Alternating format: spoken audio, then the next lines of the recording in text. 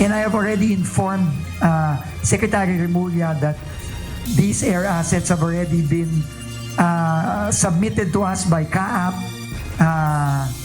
and we are forwarding this to DOJ, ICI, and AMLC today. So, yun lang po. Again, uulitin ko, sabi po ng Pangulo, bawiin lahat ng pera ng ating mga kababayan. At kasama na po ito doon. Bilyong pisong halaga ng air assets na iniuugnay kay Ako Bicol Party List Representative Saldico ipinapapraise sa Anti-Money Laundering Council. Sir, will he be returning all of his vehicles? Sir? Yes. Mapapalik yan. Lahat ba? Ilan yun? So anong gagawin doon sa mga isusurrender na nakapalipid? Ay, siyempre, i-take custody muna ng ICI and then eventually, meron namang proper disposition yon in accordance with law. Isa pang luxury car na pagmamay-ari ni dating DPWH Assistant District Engineer Bryce Hernandez na nagkakahalaga ng nasa 30 to 40 million pesos. Isinuko na sa Independent Commission for Infrastructure. Pero we consider them already protected witnesses. Yun nga, yung tatlong tiga DPWH so far na nagsasalita sa amin, I consider protected witnesses, and we had just wrote a letter to the Senate President about that status. Engineers Henry Alcantara, Bryce Hernandez, JP Mendoza at mag-asawang Curly at Sara Diskaya isinailalim na sa Witness Protection Program ng Department of Justice. Today we're announcing the suspension of proceedings of the House Infrastructure Committee to give way to the full and impartial proceedings of the Independent Commission for Infrastructure. Pagdinig ng House Infrastructure Committee sa mga maanumalyang flood control projects, formal nang sinuspindi.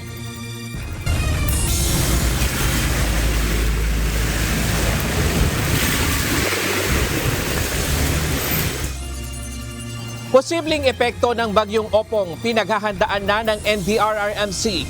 Paghahatid ng tulong sa mga nasalanta ng Super Typhoon Nando, ipinaaasikaso na ni Pangulong Ferdinand Marcos Jr.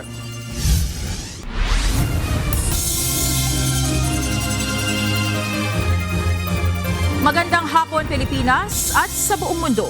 Tayo po ay sabayang napapakinggan sa Radyo La Verdad 1350 ang UNTV Radio. Una sa ating mga balita. Hihilingin ng Department of Public Works and Highways sa Anti-Money Laundering Council o AMLAC ang pag-freeze sa mga nadiskobring bilyong pisong halaga ng air assets na iniuugnay kay Ako Bicol Party List Representative Saldico. Bukod dito, ire-request din ng DPWH sa AMLAC na i-freeze ang nasa 500 milyong pisong halaga ng mga luxury vehicle na pagmamay-ari ng ilang DPWH officials at private contractors. Ito ang balita ni Benedict Samson. I've already informed Secretary Remulla that these air assets have already been submitted to us by CAAP, and we are forwarding this to DOJ, ICI, and AMLC today. So, yun lang po. Again, uulitin ko, sabi po ng Pangulo, bawiin lahat ng pera ng ating mga kababayan. At kasama na po ito doon. Iprinisinta kanina ni Department of Public Works and Highways Secretary Vince Tison ang ulat mula sa Civil Aviation Authority of the Philippines o CAAP patungkol sa muling air assets na iniuugnay kay Ako Bicol Party List Representative Saldico. Kabilang na rito ang dalawang Augusta Westland AW1398 helicopter na nagkakalaga ng $16 million ang kada isang unit. Isang Gulfstream 350 na eroplano na may halagang $36 million, dalawang Bell 407 helicopter na tig $3 million at Bell 206 B3 helicopter na aabot naman sa $650,000. Batay sa dokumento mula sa CAAP, pagmamayari ito ng Misibis Aviation and Development Corporation kung saan co-chairman umano ang kongresista.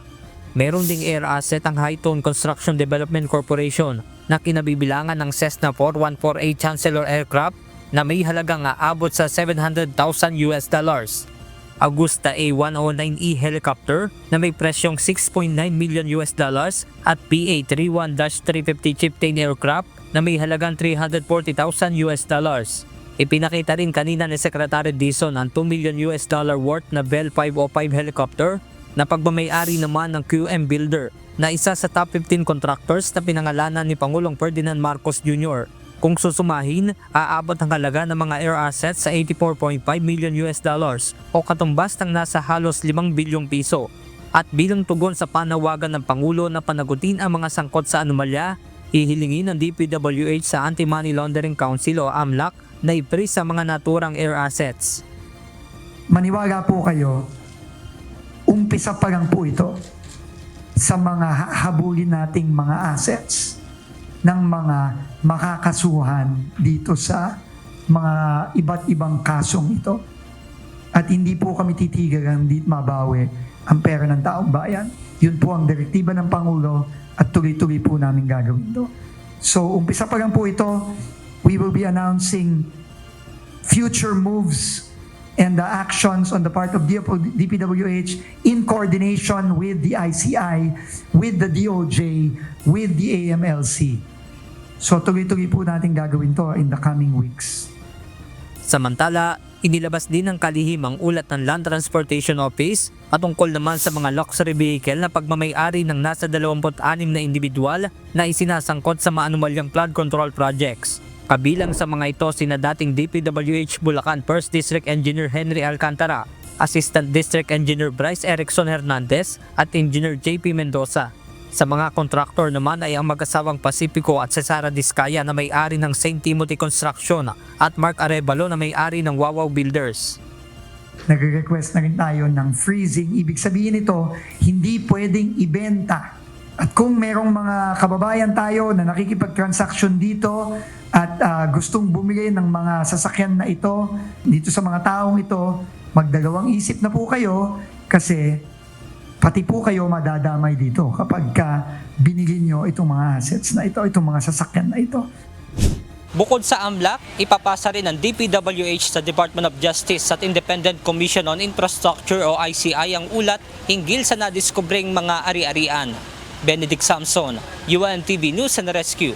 Diyos ang aming sandigan, serbisyo publiko ang aming pinahahalagahan. Puspusan ang pagtatrabaho ng Independent Commission on Infrastructure o ICI upang imbestigahan ang mga katiwaliang iniuugnay sa flood control projects.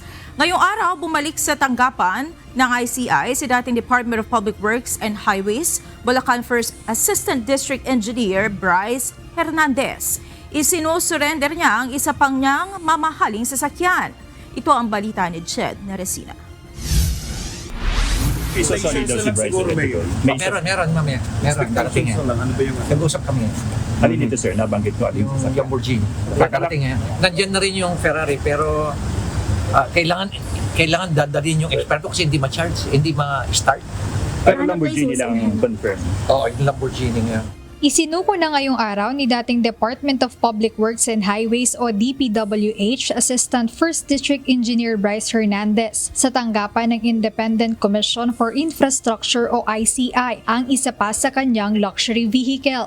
Ayon kay Baguio City Mayor at ICI Special Advisor Benjamin Magalong, ang itinurn over na Lamborghini Urus ay tinatayang nagkakahalaga ng 30 to 40 million pesos. Nauna nang isinuko ni Hernandez sa ICI noong Biyernes, September 19, ang kanyang GMC Yukon Denali SUV na tinatayang nagkakahalaga naman ng 12 million pesos. Ito ang dalawang luxury car na pagmamay-ari ni dating DPWH Assistant District Engineer Hernandez na nauna niyang isinuko sa ICI. Ngunit ayon kay Mayor Magalong, may iba pang sasakyan at maging motor na isusuko ang dating DPWH official dito sa tanggapan. Sir, all you said all? Lahat? Ilan yung sasoli niya? Meron yung binanggit niya. Yung GMC. At may mga motor pa siyang isusoli. Bukod dito, sinabi rin ng ICI Special Advisor na mayroong isa pang luxury car si Hernandez na nakita na nila at planong dalhin din sa ICI. Alam na namin kung saan ang location, kaya lang hindi ma-start. Kaya kailangan may dadalhin na kon doon eh. Parang hybrid siya. Hindi ma-start kaya hindi nila madala rito. Pero makukuha na namin yun. Dadalhin Baka dito. isakay na lang namin. Isakay na lang namin siguro sa isang trailer. Ayon kay Mayor Magalok, mananatili muna sa kustodiya ng ICI ang dalawang sasakyan na isinuko ng dating DPWH Assistant District Engineer. Sir, will he be returning all of his vehicles? Sir? Yes. Mapapalik yan. Lahat, ilan? So anong gagawin doon sa mga isusurrender na nakapiripito? Ay, syempre, i-take custody muna ng ICI and then eventually may proper disposition naman yun. Pero namang proper disposition yon in accordance with law. Samantala tumanggi namang magbigay ng pahayag si Bryce Hernandez, kaugnay ng panibagong isinuko niyang sasakyan ngayong araw, maging tungkol sa kanyang pagpunta sa ICI. Jed Neresina, UNTV News and Rescue. Diyos ang aming sandigan, serbisyo publiko ang aming pinahahalagahan. Nasa ilalim na ng Witness Protection Program o WPP ang tatlong dating opisyal ng Department of Public Works and Highways o DPWH. Kabilang dito sina dating Bulacan 1st District Engineer Henry Alcantara at assistant nitong si Bryce Hernandez. Kasama na rin sa protected witnesses ang mag-asawang Curly at Sara Discaya. Ito ang balita ni Dante Amento. They're showing their good faith. Pinapakita nila na gusto nila talaga magsabi ng totoo. At ito'y kanilang sinasabayan ng mga dokumento at mga notes.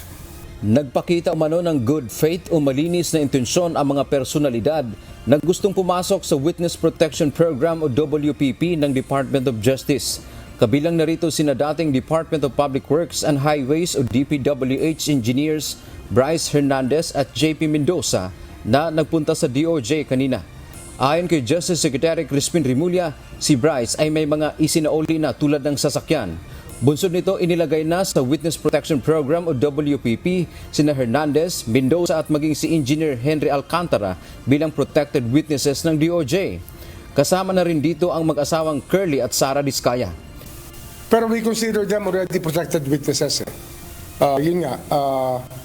Yung tatlong tiga-DPWH so far na nagsasalita sa amin are considered protected witnesses, and we had just wrote a letter to the Senate President about that status. Dahil dito, obligado na ang DOJ na bigyan sila ng proteksyon o pangalagaan ang kanilang seguridad. Dagdag pa ng DOJ, kailangan nila ang kooperasyon ng mga ito sa investigasyon sa maanumalyang isyu ng flood control projects. Bibigyan na natin yan ng mga security, papaalam na natin sa PNP yung kanilang kinilalagyan para merong roronda sa kung saan man sila naroroon, talaga para ramdam natin sa kanila na hindi natin sila pinababayaan. Samantala, dinala kanina ni Hernandez ang CPU ng kanyang computer sa DOJ na pinaniniwalaang naglalaman ng mga impormasyon laban sa mga personalidad na kanyang pinangalanan na sangkot o nakinabang sa mga kontrobersyal na proyekto. Sa kanyang pag-alis sa DOJ, bit-bit pa rin niya ang CPU na ngayon ay mayroon ng selyo. Nakuha na namin yung impormasyon na kinakailangan at na-reseal na namin ulit sapagkat kung nais buksan niya ng Senado pagkatapos o hihingi nila, sino ba naman kami para tumanggi? Sila ang unang nag-imbestiga. Nilinaw ng DOJ na sa ngayon ang mayroon pa lamang ay protected witnesses at wala pang napiling state witness. Dante Amento, UNTV, News and Rescue. Diyos ang aming sandigan, serbisyo publiko, ang aming pinahahalagahan. Nais si Pangulong Ferdinand Marcos Jr. na mapanagot at maisauli ang mga dinakaw na pera ng bayan mula sa anomalya sa flood control projects. Kaugnay nito, suportado ng Malacanang ang posisyon ng Department of Justice na dapat munang magsauli ng nakaw na yaman ang mga sangkot sa anomalya bago maging state witness. Ito ang balita ni Nel Maribuhok. Bakit pa natin hihintayin na ang gobyerno ay magsampa ng kaso para mabawi ang mga nanakaw nila kung sila naman mismo ang umaamin na sila ay minanakaw sa gobyerno? Naniniwala ang Malacanang na maaaring gawing kondisyon ng pagsasauli ng ill-gotten wealth sa pamahalaan ang sinumang nag-a-apply sa Witness Protection Program o WPP. Ayon kay Palace Press Officer Jose Claire Castro, kung talagang nais tumulong ng mga nasasangkot sa flood control project anomaly sa pamahalaan, mas mainam na kusa na nilang ibalik ang anumang halagang nakuha nila sa iligal na paraan bago pa sila sampahan ng kaso ng pamahalaan. Ang mga witness na nagnanais ng protection mula sa gobyerno ay humihingi ng tulong sa gobyerno. Hindi po ba dapat din na sila'y magbalik sa gobyerno habang sila ay pinoproteksyonan? Gagastusan sila ng gobyerno, so kailangan din po na sila ay tumulong sa gobyerno.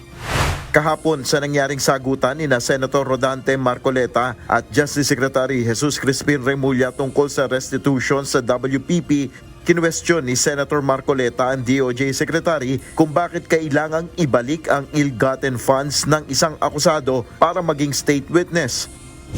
Ayon kay Palace Press Officer Yusek Claire Castro, malaya ang DOJ na makapagbigay ng rasonableng requirements o kondisyon sa mga nagnanais na maka-avail sa WPP at nakasaad niya ito sa Republic Act No. 6981 o ang Witness Protection Law. Pero isinasaad din po sa RA 6981, Section 5, Paragraph E, and I quote, "To cooperate with respect to all reasonable requests of officers and employees of the government who are providing protection under this act." So in other words, malaya po na makapagbibigay ng mga reasonabling requirements or mga kondisyon ang DOJ bago po maisama ang isang witness under the Witness Protection Program. Kabilang ang mag-asawang Pacifico Curly at Sara Diskaya sa mga humiling sa DOJ na isailalim sila sa WPP, kaugnay na rin ng kanilang nalalaman sa anomalya sa flood control projects. Nel Maribho, UNTV News and Rescue, Diyos ang aming sandigan, serbisyo publiko ang aming pinahalagahan. Pinagpapaliwanag ng Department of Public Works and Highways ang nasa 10 opisyal ng kagawaran dahil sa ulat na umano'y lavish lifestyle o maluhong pamumuhay at pagkakaugnay ng mga ito sa substandard projects.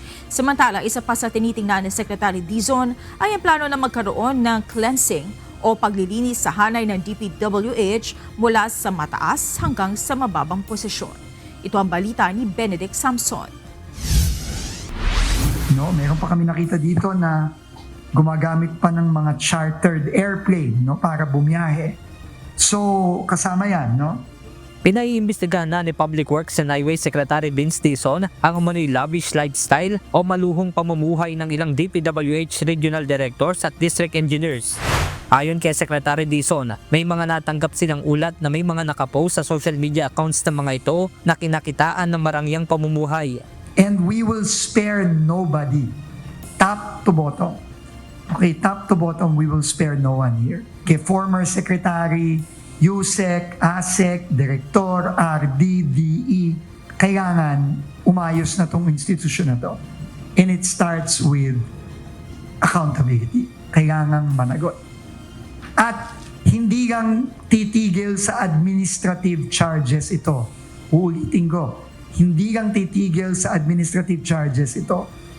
Kung may ebidensya na kasabwat sila sa mga maanumalyang proyekto, lahat yan mananagot at isasubmit natin lahat ito sa ICI. Kaugnay nito, binigyan sila ng hanggang 5 araw upang magpaliwanag hinggil dito. And later on, no, depending on the results of the investigation, appropriate administrative charges will be filed against them. No? And ito yung proseso kasing nakasaad sa civil service law natin, so kailangan tayong sumunod dyan. Dahil sa laki ng problemang kinakaharap ng departamento, isa sa tinitignan ng kalihim ay ang planong paglilinis sa kanilang hanay mula sa nasa mataas hanggang sa nasa mababang posisyon. Aminado naman ang kalihim na mahirap gawin ang internal cleansing, lalo na't mayroon pa rin namang matitinong empleyado sa kagawaran. Sa dami ng mga opisyal at empleyado dito, at sa dami din ng mga kailangan gawin ng DPWH, mahirap gawin ito ng mabilisan. No? Hindi ganun kadali. No? Kasi habang hinahanap natin yung mga dapat managot, kailangan nasa plano din natin is kailangan yung mga proyektong kailangan magawa, tuloy-tuloy pa rin magawa. Samantala, nanawagan din si Dizon sa ilang opisyal at kawani ng DPWH na may nalalaman sa anomalya na lumantad na at ilahad ang kanilang nalalaman. Kung meron kayong mga nagagaman tungkol sa mga proyekto sa iba't iba niyong area, lumapit na kayo sa amin at magsalita na kayo. Huwag niyo nang hintayin na mahuli pa kayo, makasuhan pa kayo. Ang suggestion ko sa inyong lahat, lumantad na kayo, magsabi na kayo ng totoo na yung pa lang. At kayo i-refer namin sa ICI para ang ICI na ang mag-question sa inyo, doon na kayo magsabi. Benedict Samson, UNTV News and Rescue. Diyos ang aming sandigan, serbisyo publiko ang aming pinaalagahan. Ipinadidismiss ng isang mambabatas sa Office of the Ombudsman ang memorandum nito na nagpapahirap sa publiko na ma-access ang Statement of Assets, Liabilities and Net Worth o SALN ng mga opisyal ng gobyerno. Iginiit naman ng tanggapan ng Tanod Bayan na nagsasagawa sila ng lifestyle checks para sa mga public officials sa kabila ng kautusan noong 2020 na itigil ito. Ito ang balita ni Ivan Alvarez. Kailangan na pong ibasura yan ngayon na. No? Kailangang makita ng madla ang SALN ng lahat. Unang-una na ang SALN ng mga pinakamataas na opisyal natin, presidente, vice-presidente, mga senador, mga kongresista, lahat yan nasa ombudsman po. Transparent dapat sa bawat Pilipino ang talaan ng yaman ng mga opisyal ng gobyerno.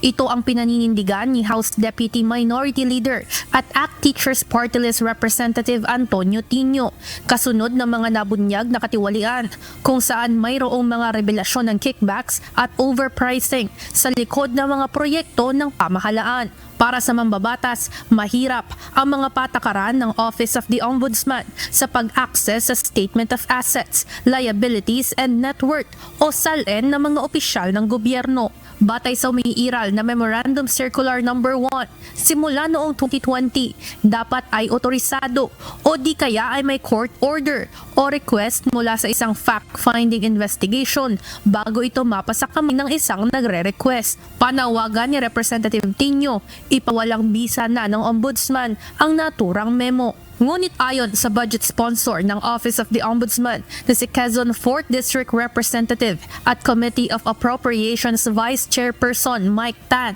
hihintayin ng ahensya ang itatalagang bagong ombudsman upang magdesisyon dito sa kabila ng kakayahan ng kasalukuyang acting ombudsman na ipawalang bisa ito. Sa panahon ngayon, hindi po pwede yung ganyang pagtutumpik-tumpik. No? Let us not defer, no, and wait for a new ombudsman. Di pa nga natin alam kung kailan magkakaroon ng bagong ombudsman, no. Ito po ang isang malaking hadlang, no, sa publiko para ma-access, makita, no, kung ano ba talaga, saan nanggagaling ang kita ng mga opisyal natin. Ayon pa sa mambabatas, kailangang maging bukas ng SALN sa publiko, lalo na at ito ang pangunahing batayan sa pagsasagawa ng lifestyle check sa mga opisyal ng gobyerno. Ngunit giit ng constitutional body, nagsasagawa pa rin naman sila ng lifestyle check sa mga government official sa kabila ng pagpapatigil ni former Ombudsman Samuel Martires ng aktibidad na ito noong taong 2020. According to the Office of the Ombudsman, they still assess the conduct of lifestyle checks. If there's an anonymous tip, they validate the tip if there's a lead. But as much as possible, they don't want a fishing expedition to happen. That's why there's a limited number of lifestyle checks done per each year. Nagkasundo rin ng Ombudsman at si House Deputy Minority Leader at mamamayang Liberal Party List Representative Laila De Lima na magpapasa ang ahensya ng kanilang guidelines dito. I do wish we can have in black and white the guidelines on the conduct of lifestyle checks of the Office of the Ombudsman if there is such guidelines. Samantala, una nang ipinag-utos ni Pangulong Ferdinand Marcos Jr. nitong Agosto na magsagawa ang Ombudsman maging ang kada ahensya ng pamahalaan ng lifestyle checks sa gitna ng mga investigasyon sa infrastruktura, partikular na sa flood control projects sa bansa. Evan Alvarez, UNTV News and Rescue.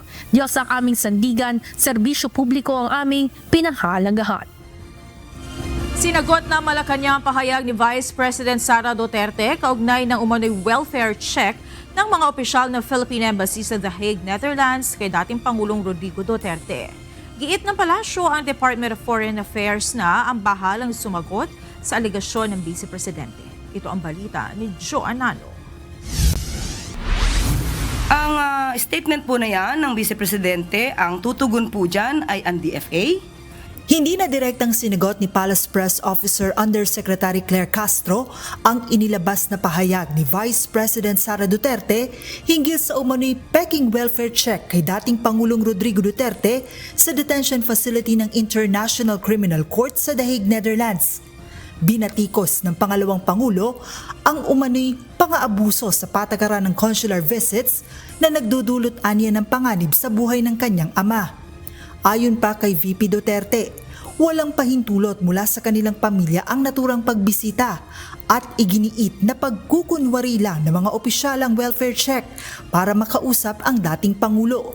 Dagdag pa nito, habang nabibigyan ng pansin si FPRRD, marami namang overseas Filipino workers na nakadetine o naghihirap sa ibang bansa ang hindi anya nabibigyan ng kahit isang welfare check ng pamahalaan. Mariin naman itong pinabulaanan ng Malacanang.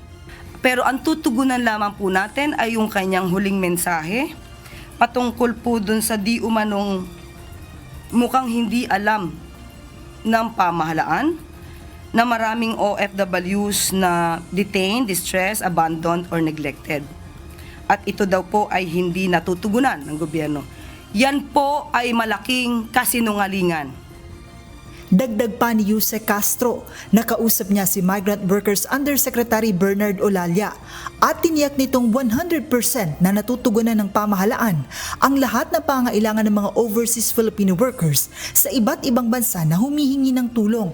Samantala, kaugnay naman sa inilabas ng International Criminal Court na 3 counts of murder laban kay dating Pangulong Duterte, iginiit ng palasyo na walang kinalaman ang gobyerno ng Pilipinas dito at hayaan na lamang ang mga prosecutor at witnesses na gumanap ng kanilang katungkulan.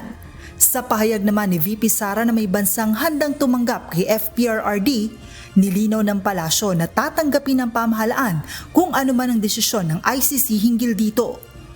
Nagbunga naman po yata ang madalas niyang pagbabiyahe. So kung yan ay good news po sa kanila at kung ano po magiging desisyon ng ICC, tatanggapin naman po yan ng pamahalaang Marcos Jr. Joan Nano, UNTV News and Rescue. Diyos ang aming sandigan, serbisyo publiko ang aming pinahalagahan.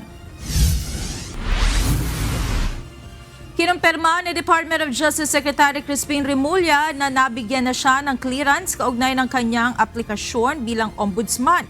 Ayon sa kalihim, ito ay kanyang naisumite na sa Judicial and Bar Council o JBC na siya sumasala sa mga aplikante bago isumite ang shortlist sa Pangulo. Dito nakapaloob ang mga pangalan na pwedeng pagpilian ng Pangulo para sa magiging kapalit ng nagretirong si Ombudsman Samuel Martires. Ayaw na rin pag-usapan ni Remulla kung dinismiss na rin ng Ombudsman ang motion for reconsideration ni Senator Amy Marcos sa kasong isinampa nito laban sa kanya kaugnay na pag-aresto at paglipat kay dating Pangulong Rodrigo Duterte sa International Criminal Court o ICC. Basta nasa JBC na. Yun na lang muna. I will not conclude anything. It will be self-serving to conclude anything. Pero I have my clearance already. Narito naman ang mga balita. Sa iba't ibang panig ng mundo, naihahatid ng ating global correspondent na si Ann Gonzalez mula sa Ho Chi Minh City, Vietnam.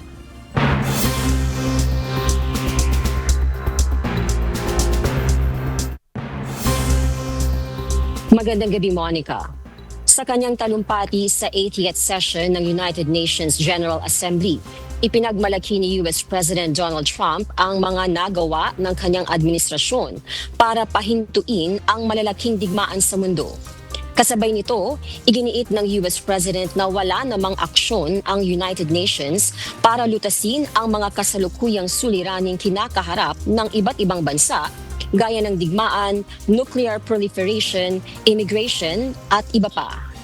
Ito ang balita ni Lynn Perez. The UN has such tremendous potential. I've always said it. It has such tremendous potential, but it's not even coming close to living up to that potential.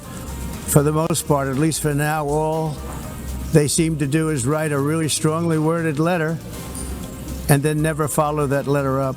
It's empty words, and empty words don't solve war. Binatikos ni US President Donald Trump ang United Nations sa aniyay kawalan ng aksyon ng organisasyon sa mga pandaigdigang problema gaya ng digmaan, nuclear proliferation, immigration at iba pa. Ayon sa American leader, hindi nakatulong ang United Nations sa usaping pangkapayapaan na pinangunahan ng Amerika gaya ng Abraham Accords sa Middle East, gayon din ng peace talks ng Armenia at Azerbaijan. Nananatili rin umano ang kanyang prioridad na i-isolate ang Iran sa pagkakaroon ng nuclear weapons. Kinundi na rin ni Trump ang pagkilala ng ilang Western countries sa estado ng Palestine. Now, as if to encourage continued conflict, some of this body is seeking to unilaterally recognize a Palestinian state. The rewards would be too great for Hamas terrorists for their atrocities. This would be a reward for these horrible atrocities, including October 7th, even while they refuse to release the hostages or accept a ceasefire. Dagdag pa nito na patuloy ang pagsuporta ng kanyang administrasyon sa usaping kapayapaan para sa Gaza at Ukraine. Samantala, hinikayat ni Trump ang mga European nations na gayahin ang kanyang ginawang immigration crackdown. In America, we've taken bold action to swiftly shut down uncontrolled migration. Once we started detaining and deporting everyone who crossed the border and removing illegal aliens from the United States, they simply stopped coming. Gihit ng Pangulo, hindi maganda ang magiging resulta ng mga bansang mayroong open borders at pagmumulan lamang ng kaguluhan ng mga illegal aliens sa bansa. Sa huli nanawagan si Trump sa mga world leaders na protektahan ang kani-kanilang bansa, pangalagaan ng mga mamamayan at magtulungan para sa maganda at mapayapang daigdig. Lynn Perez, UNTV News and Rescue. Diyos ang aming sandigan, serbisyo publiko ang aming pinahahalagahan. Hinansela ni US President Donald Trump ang nakatakdang pulong kasama ang top congressional Democratic leaders, ilang araw bago ang October 1 deadline ng funding bill. Giit ni Trump, katawa-tawa at hindi seryoso ang mga hiling ng tinawag niyang minority radical left Democrats kapalit ng kanilang boto para mapanatiling bukas ang pamahalaan. Mariing tinutulan ng Democrats ang panukalang stopgap bill ng Republicans at iginiit na dapat isama ang pondo para sa healthcare at iba pang priority programs. Walang naging pag-uusap sa pagitan ng dalawang panig at dahil naka-recess ang US Congress ngayong linggo, mas lumiliit ang pagkakataong maiwasan ang posibleng government shutdown.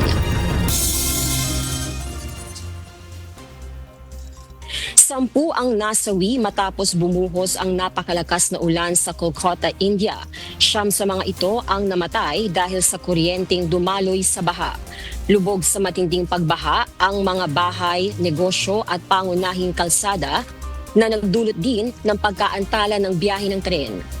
Naitala ang 251.4 mm ng ulan sa loob lamang ng wala pang 24 oras na pinakamataas mula noong 1986. Nagpahayag ng pagdadalamhati si West Bengal Chief Minister Mamata Banerjee at nangakong magbibigay ng tulong sa mga pamilyang naulila habang nananatiling nakaalerto ang lungsod sa posibilidad ng panibagong pagbuhos ng ulan. Gumuho ang bahagi ng isang kalsada sa Bangkok, Thailand, kung saan nabuo ang halos 50 metrong lalim na sinkhole sa tapat ng Vajira Hospital at isang police station. Ayon sa Disaster Prevention Department, sanhi ito ng tumagas na tubo at matinding ulan na nagpalambot sa lupa hanggang bumagsak sa ilalim ng ginagawa pang subway tunnel. Agad na pinalikas ang mga residente at empleyado sa kalapit na police station at apartment buildings bilang pag-iingat.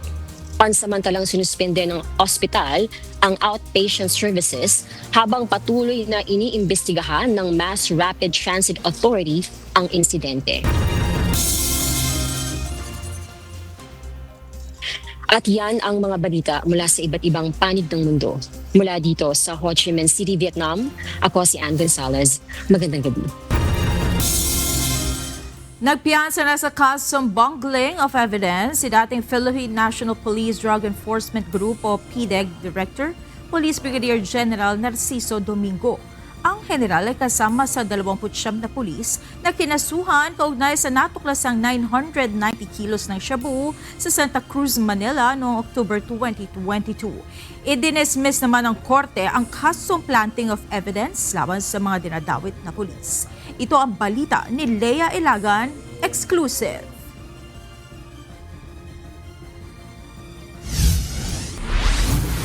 Kung magbabase po ako sa resolution ng korte, ang sabi doon ay record or set aside yung pong warrant of arrest. So ibig sabihin, napapawalang bisa na po yung warrant of arrest. Matapos ang ilang taong pagtatago sa batas, namataan ng UNTV si dating Philippine National Police Drug Enforcement Group o PDEG Director, Police Brigadier General Narciso Domingo sa Manila Regional Trial Court. Sa nakuhang impormasyon ng UNTV, maglalagak ng 200,000 pisong piyansa ang dating pinuno ng PDEG para sa kinakaharap na kasong bungling of evidence.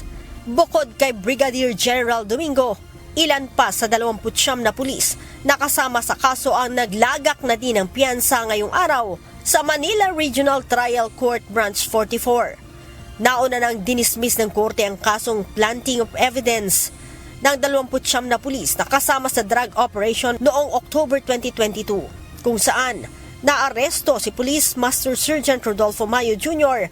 at nakumpiska rin sa establishmento nito ang nasa 970 kilo ng shabu.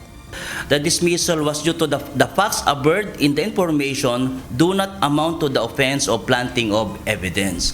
So yung information kasi na isipinal ng ating prosecutor ay sabi ng korte ay bakit dito wala yung mga pangalan ng innocenteng person na subject ng planting. Yun ang sabi ng court. So ilagay nyo yung pangalan. And also, ano ba ang purpose ng planting? Will it incriminate or implicate ba siya sa isang crime? Yun po yung wala sa information. Kaya sabi ng court, i-amend mo yan. I-amend mo yan, ilagay mo yan. But sabi ng court, ito ba yung sabi ng court ay although nag-file ng amendment ng ating prosecution ay hindi na satisfy ang court doon sa kanyang directive. So the court denied the amendment. Ang PNP Legal Service sinabing aapila kaugnay sa na-dismiss na kaso. Right now, we are still coordinating with the prosecution kung ano po yung mga appropriate legal remedy po namin na aming mga gagawin for this matter po. Si Brigadier General Domingo ay nag-avail na ng optional retirement matapos na pumutok ang issue sa 990 kilos ng shabu. Kaugnay nito, sinabi din ng PNP Legal Service na hindi otomatikong makakabalik ang mga pulis na tinanggal na sa serbisyo. Wala pong implikasyon yung pagka-dismiss ng criminal complaint sa admin case sa mga decision kasi po magkaiba po yung they can proceed independently. Iba kasi yung quantum of evidence ng criminal case, iba rin sa admin case. Ang criminal case kasi, ang guilt beyond reasonable doubt. Dito naman sa admin case is just a substantial evidence. So they can proceed independently po. Samantala, si dating Police Master Sergeant Mayo ay nananatiling nakakulong sa Metro Manila District Jail sa Taguig City. Kaugnay naman sa kaso ng pagkakahuli sa kanya sa buy-bust operation sa Pasig City bago matagpuan ang sinasabing shabu warehouse nito sa Santa Cruz, Manila noong October 2022. Lea Ilagan, UNTV, News and Rescue. Diyos ang aming sandigan, serbisyo publiko ang aming pinahahalagahan. Inaprobahan ng Department of Budget and Management ang pagpapalabas ng 1.64 na bilyong piso para sa pagbibigay ng 2023 performance-based bonuses na higit 100,000 kwalipikadong opisyal at empleyado ng Philippine Army. Ang pondo ay kukunin mula sa Miscellaneous Personal Benefits Fund sa ilalim ng 2025 General Appropriations Act. Sa ilalim ng inaprobahang release, ang bawat kwalipikadong AFP, PA officials at employees ay tatanggap ng PBB na katumbas ng 45.50% ng kanilang buwan ng sweldo. Ayon sa Malacanang, nagpapakita ito ng pagkilala ni Pangulong Ferdinand Marcos Jr. sa sakripisyo ng mga sundalo. Batid ni Pangulong Ferdinand R. Marcos Jr. ang husay at sakripisyo ng mga sundalo sa pagganap sa kanilang tungkulin bilang mga tagapagtanggol ng kalayaan at soberanya ng Pilipinas. Kaya't nararapat lang na masuklian ang kagitingan ng ating mga kasundaluhan. Hindi sapat ang bilang ng mga pumapasadang public utility vehicle sa kahabaan ng Commonwealth Avenue sa Quezon City sa kabilayan ng halos 4,000 pampasaherong sasakyan na mayroong prangkisa sa naturang ruta. Kaya naman pinatutukoy ng Department of Transportation sa Land Transportation, Franchising and Regulatory Board kung operational pa ang mga unit na naisyuhan ng prangkisa. Ito ang balita ni Ryan Lacanlale. Base sa aming datos, merong 3,972 PUVs. Kahit magdamagan tayo magbilang dito, hindi yata abot ng kahit 1,000. Kakulangan ng bumibiyahing pampasaherong sasakyan. Ito ang pangunahing nakikita ni Department of Transportation Acting Secretary Giovanni Lopez sa kahabaan ng Commonwealth Avenue sa Quezon City. Kaya ang mga pasahero pahirapan sa pagsakay, mahaba ang pila at sinasalubong ang mga PUBs at nag-aagawan sa masasakyan lalo na tuwing rush hour. Kakaunti ang mga bumibiyahing PUBs kumpara sa nakatala na may mga prangkisa sa lugar. Dahil dito, inatasan ng DOTR ang Land Transportation Franchising and Regulatory Board o LTFRB na alamin kung operational pa ang lahat ng mga sasakyang ito. Ayon kay Transportation Acting Secretary Giovanni Lopez, mas maigi aniya na ibigay na lamang sa iba ang prangkisa kaysa hindi naman ito nagagamit, lalo na kung halimbawang sira na ang unit. Kung 3,972 ang PUVs dito, bakit parang ang dami pang pumipila? So we have to do something more. Kailangan nila i-check kung lahat ba yung nabigyan ng prangkisa talagang yes, operational. Kung hindi, ibigay na lang sa may gusto.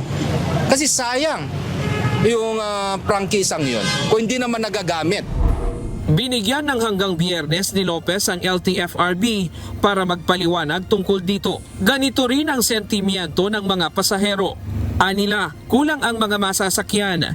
Inaabot ng nasa 30 minuto ang pag-aabang pa lamang ng sasakyan. Kaya naman madalas nalilate sila sa trabaho o paaralan.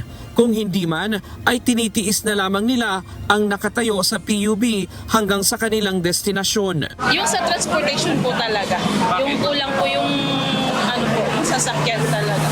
Siguro kung sana madagdagan yung way of transportation natin. Pili ko po pag ganito, mas lalo po akong maliliit kasi nga po yung mga dumadating pong mga vehicle is parang mas punuan na po kaysa dati. So ngayon po, feeling ko po na hindi na nga po nakapagpasok ngayon kasi nga po late na. Wala na po akong masakyan. Dahil sa kakulangan ng masasakyan, yung mga pasahero nag-aagawan, naguunahan makapasok sa puso kaya sa Egypt. Ang siste, nagiging sardinas na sila sa loob at minsan yung bus o Egypt umaalis kahit bukas yung kanyang pintuan na may nakasabit na delikado sa ating mga kababayang mananakay. Ngayong araw isinagawa ang pilot test ng Interagency Assistance ng DOTR sa kahabaan ng Commonwealth Avenue kung saan naglagay sila ng concrete barrier sa 2 piling lugar na malaki ang foot traffic o bilang ng mga mananakay sa bahagi ng Batasan at Tandang Sora. Nag-deploy din sila ng mga tauhan mula sa LTO, LTFRB, MMDA, PCG at Quezon City Department of Order and Safety. Sila ang tutulong para isaayos ang mahabang pila, hindi regular na dating ng PUBs, pagsisiksikan ng mga pasahero at ang pagpupulis sa mga mananakay na wala sa tamang sakayan. Reklamo ng ibang pasahero, makakadagdag lamang ito sa tagal ng kanilang paghihintay. Sabi naman ng DOTR, kung talagang gusto nating masolusyonan ang problemang ito, kailangan din ng disiplina ng bawat isa. Nagawa kami ng ikot, ganun pa rin, may nakikita pa rin kami mga commuters na sa gitna ng daan. No? So, we have to deploy more, kailangan pa rin ng public dissemination, kailangan pa rin ng public information campaign kung saan yung tamang babaan, tamang sakayan. Pero nakikiusap rin po kami na the only way for this to be sustainable is for kami lahat, kailangan may disiplina. Kasi hindi habang buhay na talagang may nagbabantay. Kailangan may disiplina ang lahat. Base ito sa rekomendasyon ng mga opisyal ng DOTR at attached agency matapos silang obligahin ni Lopez na mag-commute upang makita ang problema ng mga mananakay. Sa ngayon, sa tuwing rush hour lamang muna sila nagde-deploy ng mga tauhan sa umaga at hapon. Kung magiging epektibo, titignan din ng DOTR na gawin ito sa mga pangunahing lansangan sa Metro Manila. Ryan Lacanlale, UNTV News and Rescue. Diyos ang aming sandigan, serbisyo publiko ang aming pinahahalagahan.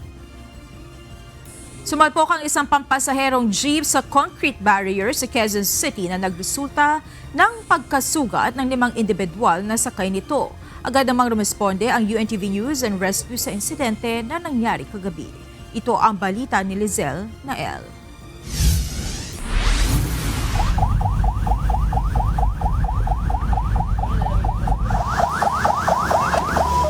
Isang tawag mula sa Quezon City Disaster Risk Reduction and Management Office o QCCDRRMO ang agarang tinugunan ng UNTV News and Rescue pasado alas 6 ng gabi September 23.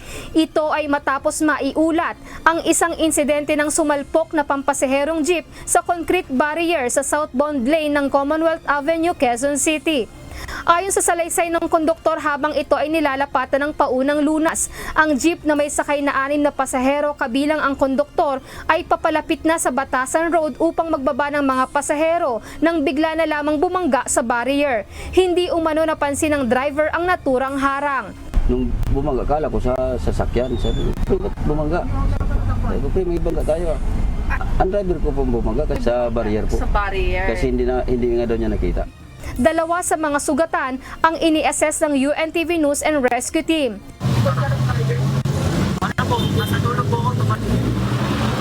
Kinilala ang mga biktima na si Junel Maldo, 23 anyos, na nagtamo ng pamamaga sa kaliwang bahagi ng pisngi at sa kanang kamay.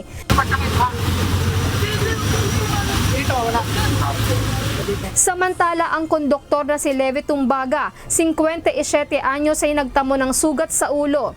Matapos lapatan ng paunang lunas ay agad isinugod ng team ang 2 pasyente sa East Avenue Medical Center. Samantala, ang 3 pa sa mga pasahero ay nauna lang nilapatan ng first aid ng Barangay Commonwealth Rescue at dinala rin sa ospital. Ang driver naman ng jeep ay walang natamong injury sa insidente. Sa mga nangangailangan ng agarang tulong sa panahon ng aksidente o sakuna, makipag-ugnayan po sa UNTV NAR Hotline 8911 UNTV o 8911-8688. Lizelle Nael, UNTV News and Rescue. Diyos ang aming sandigan, serbisyo publiko ang aming pinahahalagahan. Kusang loob na sumuko ang 52 anyos na lalaking sospek sa pagpaslang sa isang 15 anyos sa kasagsagan ng anti-corruption rally sa Mendiola noong September 21. Ayon sa sospek, tila wala na kasing pakialaman ang mga realista kung saan naapektuhan na rin ang kanyang pwesto na gawaan ng relo malapit sa Mendiola kaya nagdilim ang kanyang paningin. Ayon kay Manila City Mayor Isko Moreno Dumagoso, handang harapin ng sospek ang pananagutan sa nagawang kasalanan. Binigyan diin naman ng alkalde na malaya namang magpahayag ang sinuman sa Maynila, ngunit hindi dapat idamay ang mga lumalaban ng patas at naghahanap buhay. Huwag natin ilalagay ang batas sa ating kamay. I know, mahirap. Lalo na kung gusto mong proteksyonan ang iyong sarili at ang iyong mga naipundar na hanap buhay at gamit na sisirain lamang dahil sa riot or rumble. Formal na sinuspindi ang pagdinig ng House Infrastructure Committee o Infracom. Ito ay upang bigyan daan ang ginagawang investigasyon ng Independent Commission for Infrastructure. Ito ang balita ni Rosalie Cos. Today we're announcing the suspension of proceedings of the House Infrastructure Committee to give way to the full and impartial proceedings of the Independent Commission for Infrastructure. Matapos ang dalawang pagdinig ng House Infrastructure Committee o Infracom kaugnay ng mga maanumalyang proyekto kontra baha, formal nang sinuspindi ang legislative inquiry ng Joint House Panels. Inanunsyo ito mismo ni House Infracom Co-Chairperson at Bicol Saro Party List Representative Terry Ridon. Ito ay habang nagsasagawa ng investigasyon ng Independent Commission for Infrastructure o ICI. I think for as long as the ICI is conducting its work, doing the work for transparency, accountability, and justice, proceedings of the House Infrastructure Committee will remain suspended. Mismong si House Speaker Bogie D. III ang nakatakdang mag-turn over ng transcripts, mga dokumento at iba pang impormasyong nakalap ng Joint House Panels. Kasabay naman ang suspensyon ng House Infracom hearing, isusulong ng Joint House Panels na maipasa ang mga panukalang batas kontra maanumalyang proyektong pang-infrastruktura. Gaya ng pagtitiyak na magkakaroon ng partisipasyon ang pribadong sektor sa inspeksyon ng mga proyekto, gayon din ng civil society sa project procurement, gayon din ang proponent identification at public disclosure ng bawat programa o proyekto. Ipinauubaya naman ng komite sa ICI ang investigasyon sa mga kapwa nila kongresistang idinadawit sa anomalous flood control projects, gaya ni Ako Bicol Party List Representative Elizalde Co na dating House Appropriations Panel Chairperson, gayon din ng iba pa. So all the named legislators, including Congressman Zaldico, will have to explain themselves before the Department of Justice, the ICI, the AMLC, among other agencies that are looking into all of the circumstances relating to flood control corruption. Naniniwala naman ang mambabatas na bahagi ng pagpapanagot sa mga kongresistang isinasangkot sa mga maanumalyang proyekto ang isasagawang investigasyon ng House Ethics and Privileges Committee. Sa kasalukuyan, may ethics complaint nang inihain laban kay Ako Bicol Party List Representative Co. Rosalie Cos, UNTV News and Rescue. Diyos ang aming sandigan, serbisyo publiko ang aming pinahahalagahan.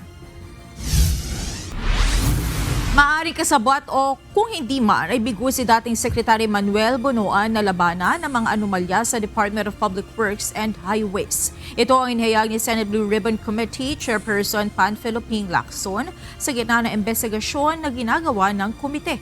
Samantala, may idadagdag umano si dating DPWH Undersecretary Roberto Bernardo sa testimonya na isiniwalat ni Engineer Henry Alcantara.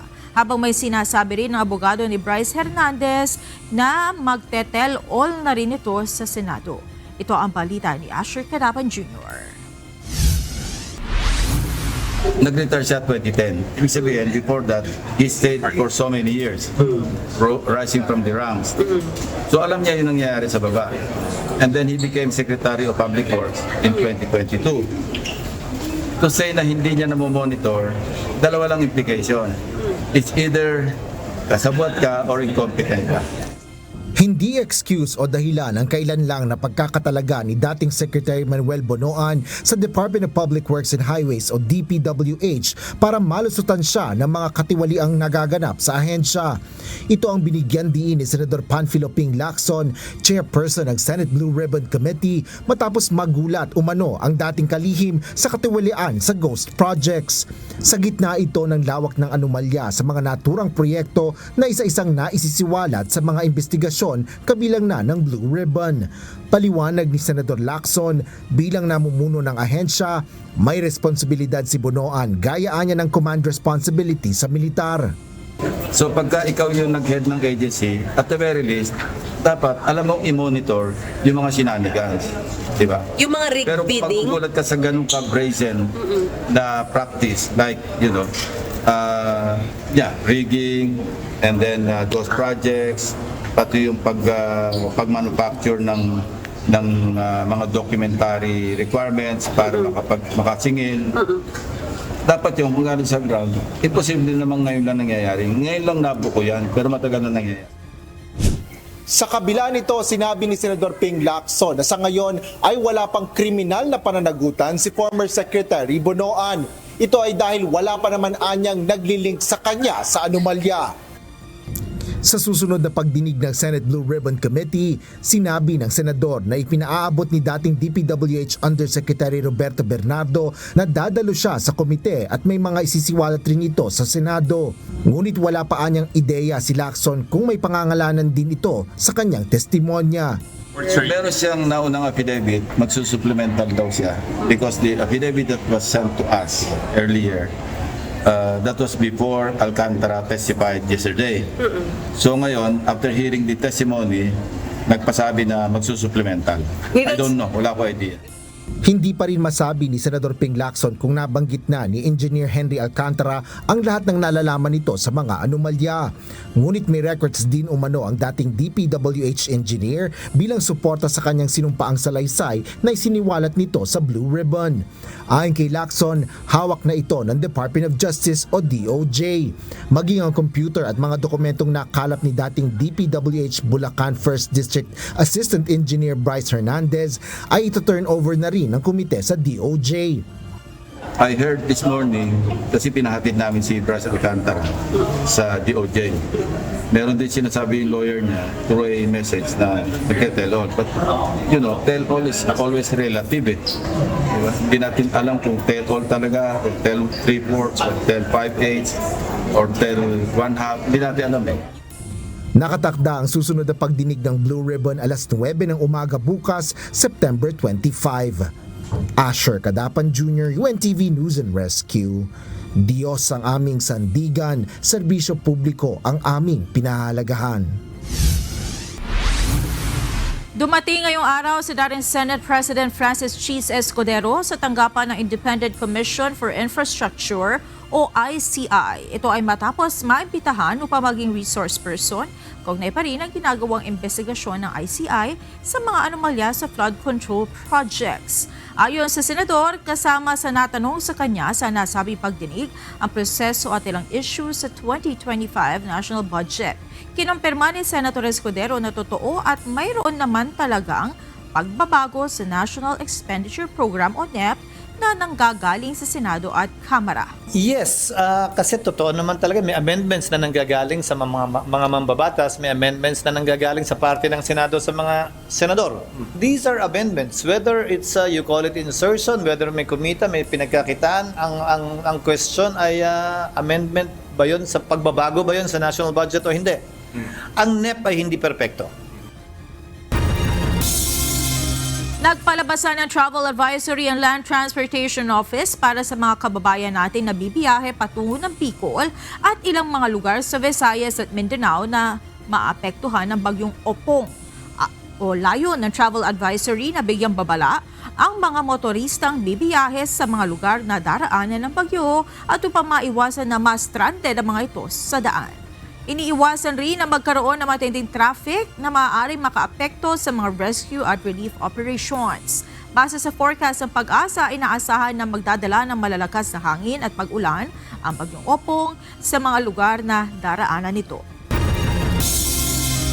Pinaghahandaan na ng mga lokal na pamahalaan sa Bicol Region ang posibleng epekto ng panibagong bagyo. Ito ang balita ni Jerry Galicia live.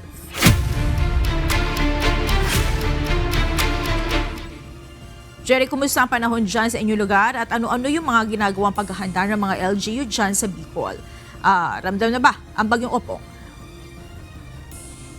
Yes, Monica, magandang gabi at hindi pa naman ganong ramdam itong bagyong Opong at wala pa tayong naranasang malakas na busang ulan ni bugso ng hangin at ilan sa mga paghahandang ginagawa ng mga lokal na pamahalaan. Sa Pulangi, Albay, maagang inalis ang mga solar street lights upang huwag masira ng bagyong Opong. Maging sa Camarines Sur naman ay naglabas ng preemptive evacuation ang lokal na pamahalaan. At dito naman sa Masbate ay naglabas ng advisory ang Provincial Disaster Reduction Management Council ng no sailing policy.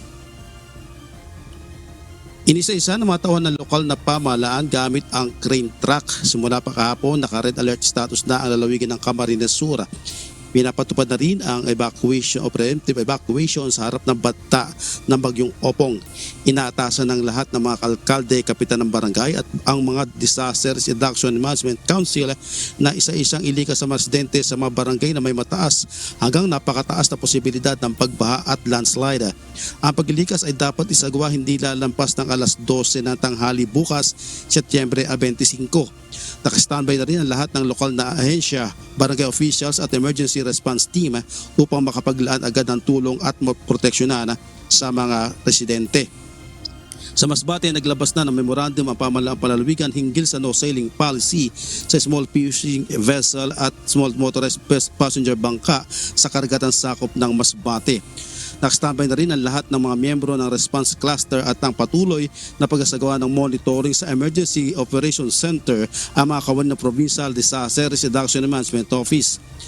Nagpadala naman ng Deployable Response Group ang Coast Guard District Bicol patungong Isla ng Catanduanes bilang bahagi ng proactive na tugon sa anumang banta ng bagyong Opong.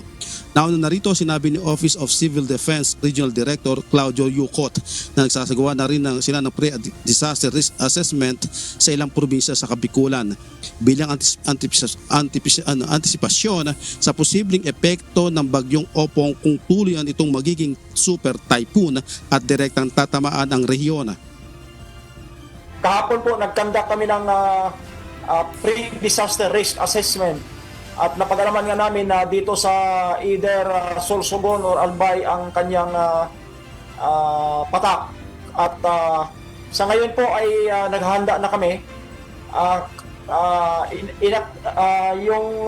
Nag-issue po kami ng memorandum number 62 kahapon.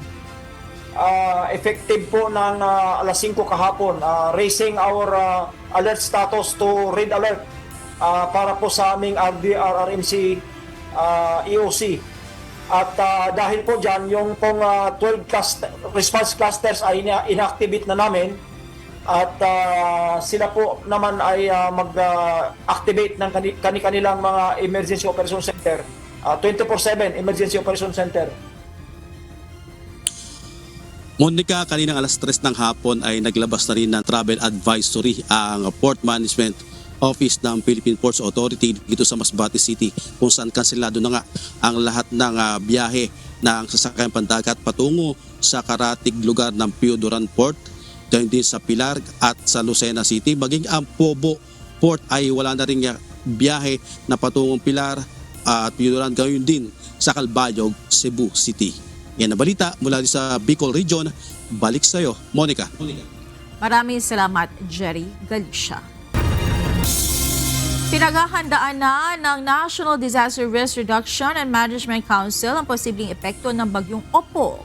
Ngayong hapon, nagsagawa ng situational briefing ang NDRRMC kasama si Pangulong Ferdinand Marcos Jr. at pinamamadali na nito ang paghatid ng tulong sa mga nasalanta ng Super Typhoon Nando. Ito ang balita ni Ryan Canlale, live.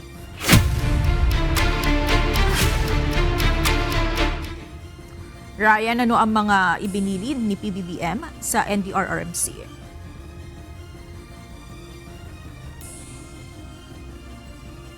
O mga pangangailangan yung ating mga kababayan, lalo na kung pangangailangan ng budget na manggagaling sa DBM. Pero ayon sa Department of National Defense, sa ngayon ay sapat pa naman ang kanilang pondo.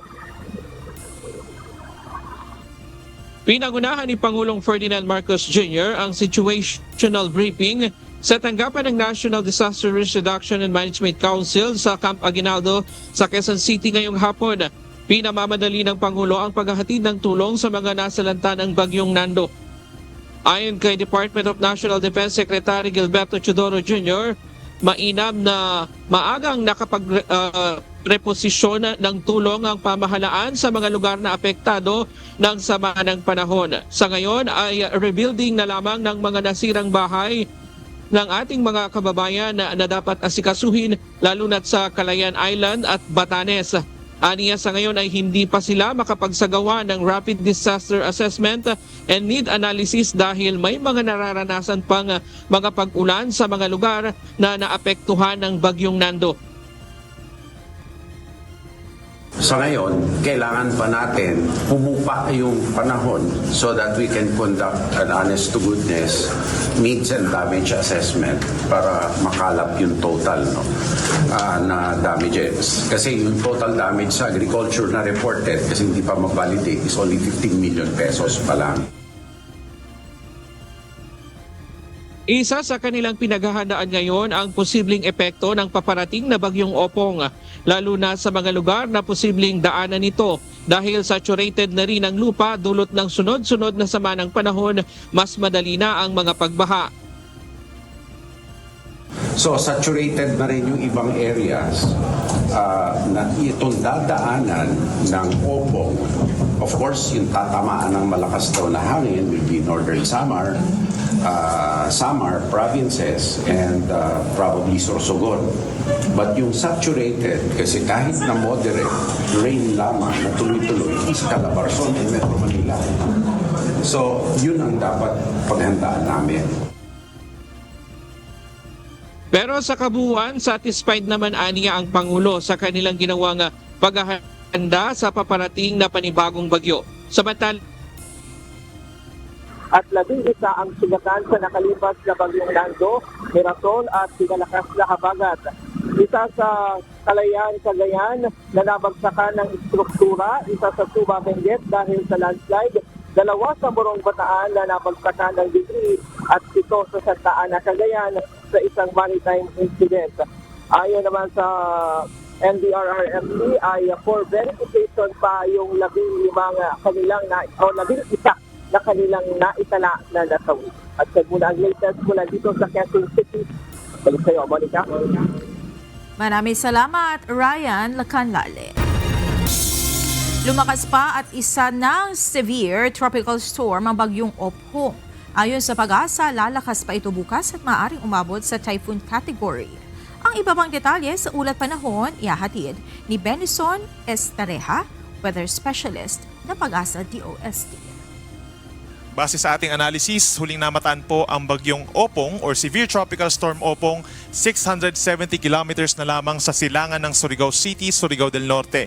Taglay na ang hangin ng 95 kilometers per hour malapit sa kanyang gitna, so lumakas pa ito at mayroong pagbugso na umaabot na sa 115 kilometers per hour at kumikilos west-northwest sa bilis na 20 kilometers per hour. Wala pa rin direktang epekto ang bagyong Opong sa alinmang panig po ng ating bansa, subalit yung outer rain bands, kung mapapansin po natin sa ating latest satellite animation, nagdadala na rin ng madalas sa pag-ulan dito sa may Eastern Visayas, Caraga, and Davao region. Samantala, yung hanging habagat or southwest monsoon, sa ngayon po nagdadala pa rin ng may kalakasang hangin at mga pag-ulan dito sa western section ng Luzon kabilang ang Metro Manila at pinakamadalas pa rin ang mga pag-ulan dito sa may Pangasinan, Zambales, Bataan, pababa ng Occidental Mindoro at makulimlim na panahon ang dadali ng habagat sa natitirang bahagi ng Luzon, sasamahan pa rin yan ng mga pulupulong pag-ulan or pagkidlat, pagkulog. Possible din yung mga localized thunderstorms sa natitira pang bahagi ng Visayas and Mindanao sa susunod na 24 oras. Base naman po sa pinakahuling track ng Pag-asa, inaasahang kikilos pa rin sa loob ng 3 araw west-northwest ang bagyong Opong. Within the next 24 hours or possibly bukas ng hapon ay lalakas pa ang bagyo into a typhoon category. At simula po bukas ng hapon, ito yung time kung saan mararamdaman na yung hangin, direktang epekto po ng bagyong Opong dito sa may Eastern Visayas at hilagang bahagi ng Caraga region. Estimated na lakas, 120 kilometers per hour bukas ng hapon. Samantala, pagsapit po ng gabi hanggang sa araw ng Friday ng umaga, inaasahan na kikilos po dito sa may areas po ng Eastern Visayas and Bicol region ang bagyong Opong. At makakaranas na ng matinding hangin at ulan ang ating mga kababayan po doon. Pagsapit naman po ng tanghali ng Friday hanggang sa gabi, mas maraming lugar pa at mas maraming mga kabahayan pa po ang maapektuhan dahil nasa urbanized areas na po tayo ng Calabarzon, dito po sa may Mimaropa, sa may Metro Manila at Central Luzon, ang bagyong Opong. At inaasahan pa rin mananatili as a typhoon category with around 120 to 130 kilometers per hour na taglay na hangin. At pagsapit po ng Friday ng gabi hanggang sa madaling araw po ng Sabado ay kikilos na ito dito sa may West Philippine Sea, unti-unting palayo ng ating kalupaan. Saturday ng hapon, ito ay lalabas naman ng ating area of responsibility. In terms of lawak, sa ngayon po, bahagya pang lumaki yung radius niya. No? From 400, naging 450 kilometers na yung kanyang radius o yung distansya from the center hanggang dun sa outermost part ng bagyo. So nasa 900 kilometers ang lawak ng bagyong Opong. At affected din po, hindi lang yung mga areas po na direktang tatamaan or kung saan magla-landfall ang bagyo. No? Lagi nating iisipin na malawak po at hindi lamang isang point ang bagyo. Yung mga magla-landfall po na areas dito sa may Bicol region, kung mag-landfall man po siya dito sa may Kabikulan, sa may Quezon, at dito rin sa may Batangas, Cavite area, affected din po ng malalakas na hangin at ulan. Itong bahagi pa po ng Eastern Visayas, timog na bahagi pa ng Mimaropa, hanggang dito sa may hilagang parte po sa may Central Luzon, affected din po directly ng bagyong Opong. Habang meron din po tayong inaasahang mga pag-ulan dito sa may Cagayan Valley. Doon sa outer rain bands or outer portion nitong bagyong Opong, meron din po asahang mga pag-ulan pagsapit ng Friday doon. Habang yung Palawan, Western Visayas, and Negros Island region, ini-enhance po yung habagat nitong bagyo kaya aasahan din ang mga pag-ulan sa araw ng Friday. At dahil dyan, nakataas po ang tropical cyclone wind signal number 2 dito po sa may northern Samar at sa northern portion of eastern Samar. Habang meron namang signal number 1 sa may Camarines Sur, Catanduanes, Albay, Sorsogon, Masbate, signal number 1, maging sa probinsya ng Samar, natitirang bahagi ng eastern Samar, Buong Biliran, at hilagang bahagi ng Leyte. So simula po bukas ng hapon, naaasahan pa rin po ang malalakas na hangin dito sa mga nabanggit natin na lugar. At please take note, posibleng mas marami pang lugar or maraming lugar talaga po ang magkakaroon pa ng mga wind signals at mas matataas pa po yung ating mga wind signals ay tataas habang lumalapit itong si Bagyong Opong sa ating kalupaan. Pinakamataas na po ang signal number 4 kung pagbabasihan natin yung ating latest forecast intensity na typhoon.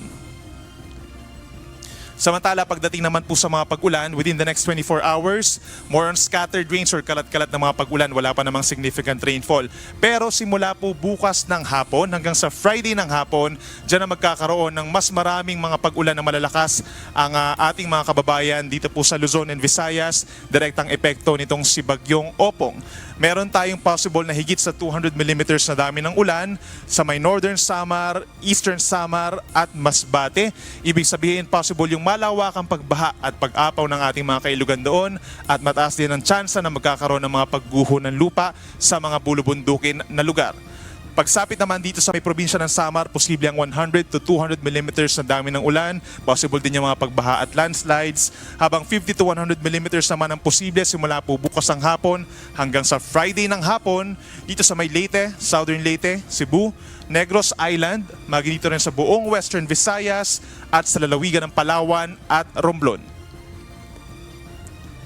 Inaasahan din po bukas ng hapon hanggang sa Friday ng hapon. Ito nga yung time kung saan malapit na sa may Eastern Visayas at Kabikulan ang Bagyong Opong.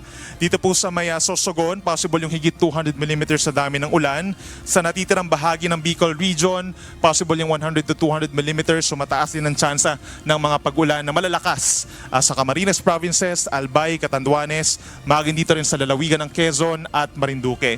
Meron naman tayong possible na 50 to 100 millimeters na dami ng ulan simula po bukas ng hapon sa may Mindoro Island, lalawigan ng Romblon, maging dito rin po sa Laguna, Cavite at Batangas.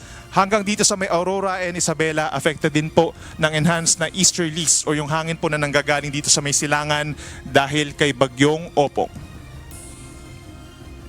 At pagsapit naman po Friday afternoon hanggang Sabado ng hapon. Ito po yung time kung saan nandito sa may Quezon Province ang Bagyong Opong hanggang sa binabagtas po itong Calabarzon, Metro Manila at Southern Central Luzon hanggang sa makarating ng West Philippine Sea.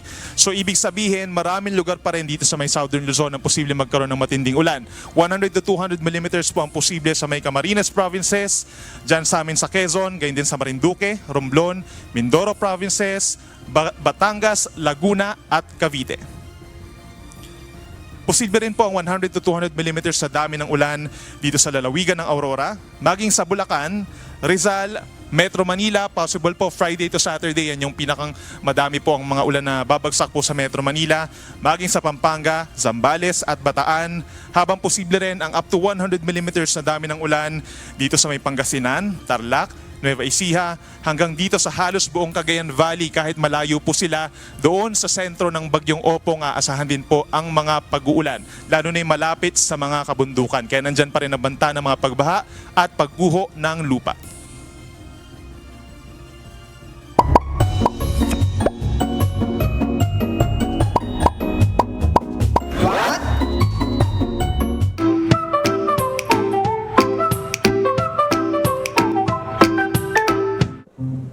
tayo halos gumagamit ng ballpen araw-araw. Sa school, sa opisina, sa trabaho, kahit saan. Pero hindi nyo ba napansin, bakit yung mga takip ng mga ballpen merong butas? Noong 1991, sinimulan ng mga ballpen companies na sundin ang international safety standards dahil maraming mga bata at matatanda ang na-choke sa pen caps. Kaya nilagyan ito ng butas para kung sakaling malunok o ma-stuck sa lalamunan, may dadaanan pa rin ng hangin. Ibig sabihin, habang hinihintay ang tulong o first aid, may tsansa pa rin makahinga ang tao. Isang maliit na butas pero literal na nakapagdiligtas ng buhay. Alam nyo ba, isa sa pinakaunang gumamit ng ganitong design ay ang Bic. At dahil sa simpleng inobasyong ito, tinatayang maraming mga buhay ang nailigtas sa loob ng ilang dekada. At hindi lang pen cap ang may ganitong sikreto. Halos lahat ng bagay na hawak mo araw-araw may design na hindi mo napapansin pero mahalaga sa kaligtasan mo. Kaya next time na makita mo ang maliit na butas sa takip ng mga ballpen, ito'y hindi basta para lamang sa tinta, kundi para siguraduhin na ang mga tao may pag-asa pang huminga. Sana may natutuhan kayo at laging tatandaan na palad po ang tao na nakakasumpo ng karunungan at ang tao na nagtatamo ng kaunawaan.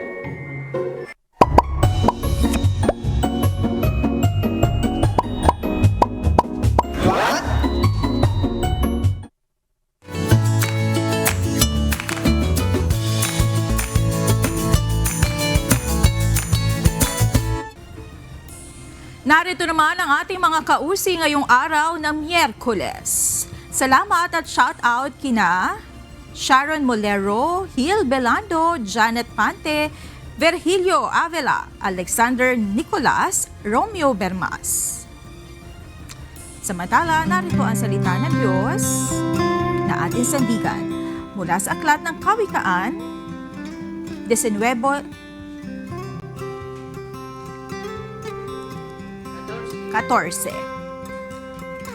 na nagsasabi, bahay at mga kayamanan ay minamana sa mga magulang, ngunit ang mabait na asawa ay galing sa Panginoon.